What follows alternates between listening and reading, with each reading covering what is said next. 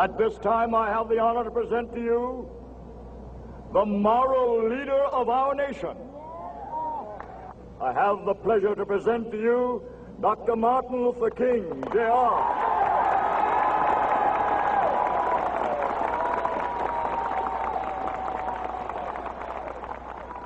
I am happy to join with you today in what will go down in history as the greatest demonstration for freedom in the history of our nation.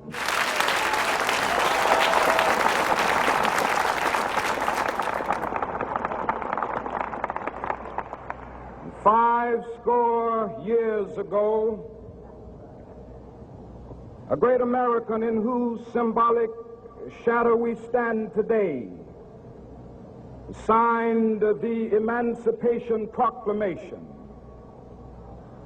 This momentous decree came as a great beacon light of hope to millions of Negro slaves who had been seared in the flames of withering injustice. It came as a joyous daybreak to end the long night of their captivity. But 100 years later, the Negro still is not free. 100 years later, the life of the Negro is still sadly crippled by the manacles of segregation and the chains of discrimination. 100 years later, the Negro lives on a lonely island of poverty in the midst of a vast ocean of material prosperity. 100 years later, the Negro is still languished in the corners of American society and finds himself in exile in his own land. And so we've come here today to dramatize a shameful condition. In a sense, we've come to our nation's capital to cash a check. When the architects of our republic wrote the magnificent words of the Constitution and the Declaration of Independence, they were signing a promissory note to which every American was to fall heir. This note was a promise that all men, yes, black men as well as white men, would be guaranteed the unalienable rights of life, liberty, and the pursuit of happiness. It is obvious today that America has defaulted on this promissory note insofar as her citizens of color are concerned. Instead of honoring this sacred obligation, America has given the Negro people a bad check, a check which has come back marked insufficient funds.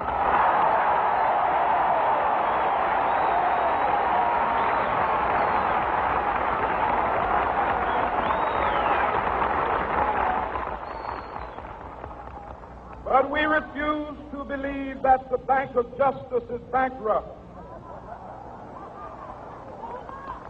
We refuse to believe that there are insufficient funds in the great vaults of opportunity of this nation.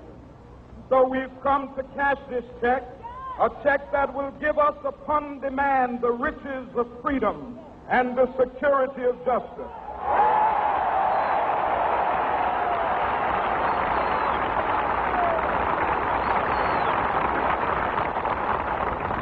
We have also come to this hallowed spot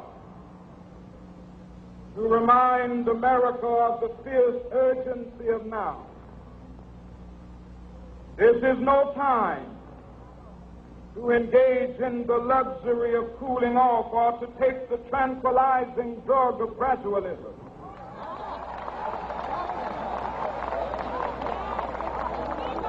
Now is the time to make real the promises of democracy. Now is the time to rise from the dark and desolate valley of segregation to the sunlit path of racial justice. Now is the time to lift our nation from the quicksands of racial injustice to the solid rock of brotherhood. Now is the time to make justice a reality for all of God's children. It would be fatal for the nation to overlook the urgency of the moment. This sweltering summit of the Negro's legitimate discontent will not pass until that is an invigorating autumn of freedom and equality. 1963 is not an end, but a beginning. Those who hope that the Negro needed to blow off steam and will now be content will have a rude awakening if the nation returns to business as usual.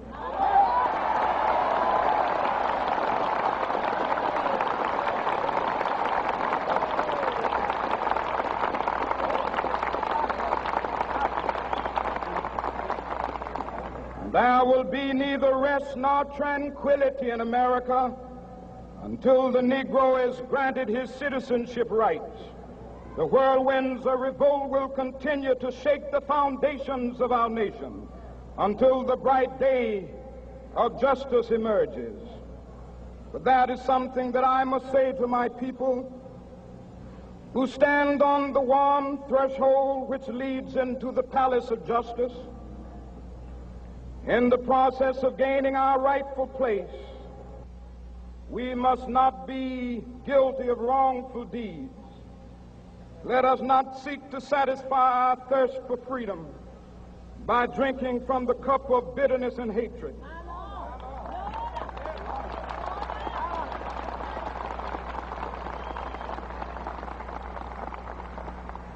We must forever conduct our struggle on the high plane of dignity and discipline.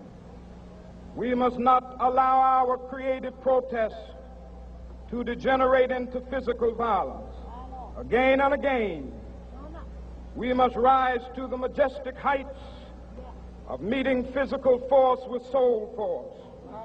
The marvelous new militancy which has engulfed the Negro community must not lead us to a distrust of all white people.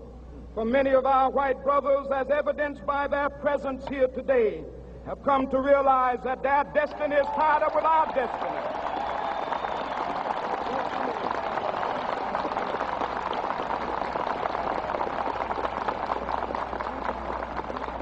And they have come to realize that their freedom is inextricably bound to our freedom.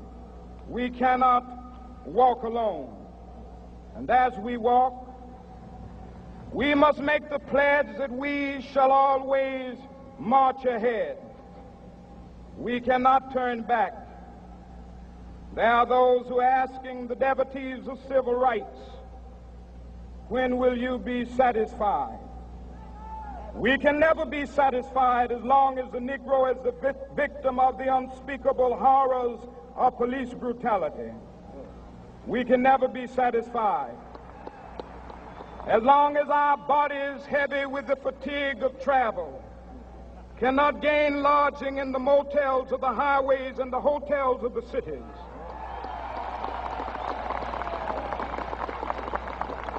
We cannot be satisfied as long as the Negro's basic mobility is from a smaller ghetto to a larger one.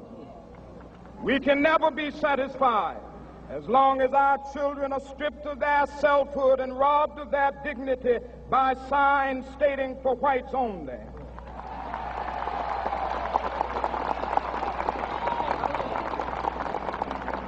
We cannot be satisfied as long as a Negro in Mississippi cannot vote and a Negro in New York believes he has nothing for which to vote.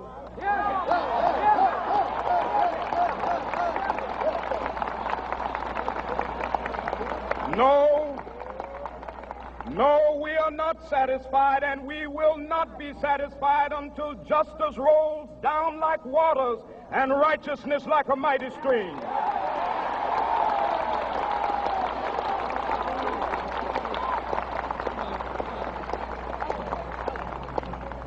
I am not unmindful that some of you have come here out of great trials and tribulations. Some of you have come fresh from narrow jail cells. Some of you have come from areas where your quest for freedom left you battered by the storms of persecution and staggered by the winds of police brutality. You have been the veterans of creative suffering. Continue to work with the faith that unearned suffering is redemptive. Go back to Mississippi.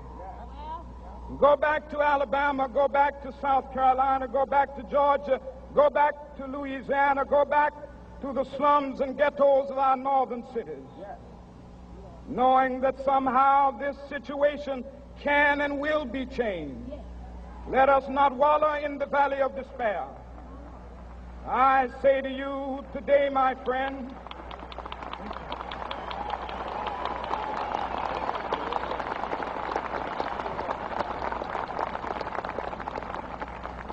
so even though we face the difficulties of today and tomorrow, I still have a dream.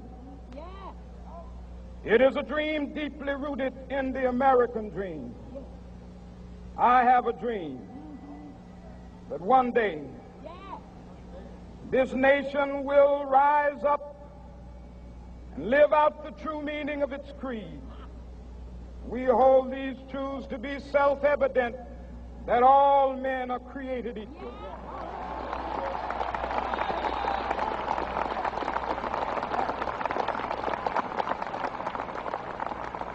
I have a dream that one day on the red hills of Georgia, the sons of former slaves and the sons of former slave owners will be able to sit down together at the table of brotherhood. I have a dream that one day,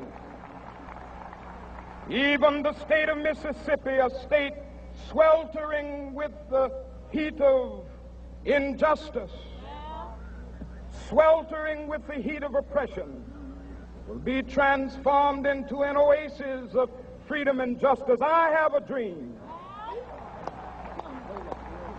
that my 4 little children will one day live in a nation where they will not be judged by the color of their skin, but by the content of their character. I have a dream today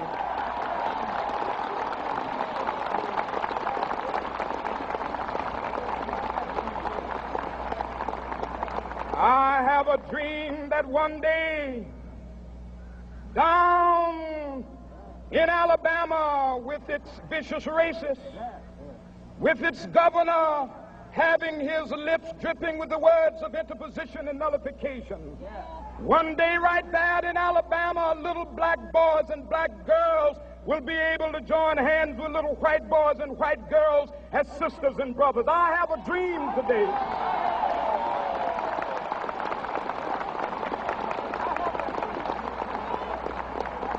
I have a dream that one day every valley shall be exalted, and every hill and mountain shall be made low. The rough places will be made plain, and the crooked places will be made straight, and the glory of the Lord shall be revealed, and all flesh shall see it together. This is our hope. This is the faith that I go back to the South with. With this faith, we will be able to hew out of the mountain of despair a stone of hope. With this faith, we will be able to transform the jangling discords of our nation into a beautiful symphony of brotherhood. With this faith, we will be able to work together, to pray together, to struggle together, to go to jail together, to stand up for freedom together, knowing that we will be free one day. This will be the day.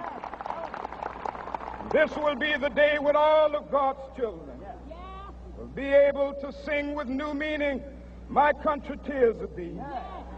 Sweet land of liberty, of thee I sing. Land where my fathers died, land of the pilgrim's pride.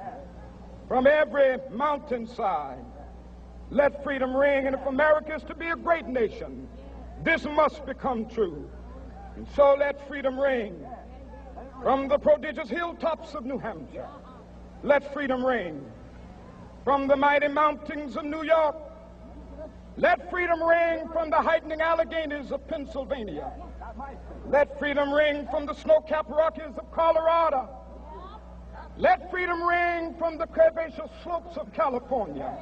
But not only that, let freedom ring from Stone Mountain of Georgia. Let freedom ring from Lookout Mountain of Tennessee. Let freedom ring from every hill and molehill of Mississippi, from every mountainside.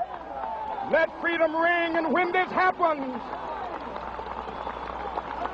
and when we allow freedom ring, when we let it ring from every village and every hamlet, from every state and every city, we will be able to speed up that day when all of God's children, black men and white men, Jews and Gentiles, Protestants and Catholics, will be able to join hands and sing in the words of the old Negro spiritual, free at last, thank God Almighty, we are free at last.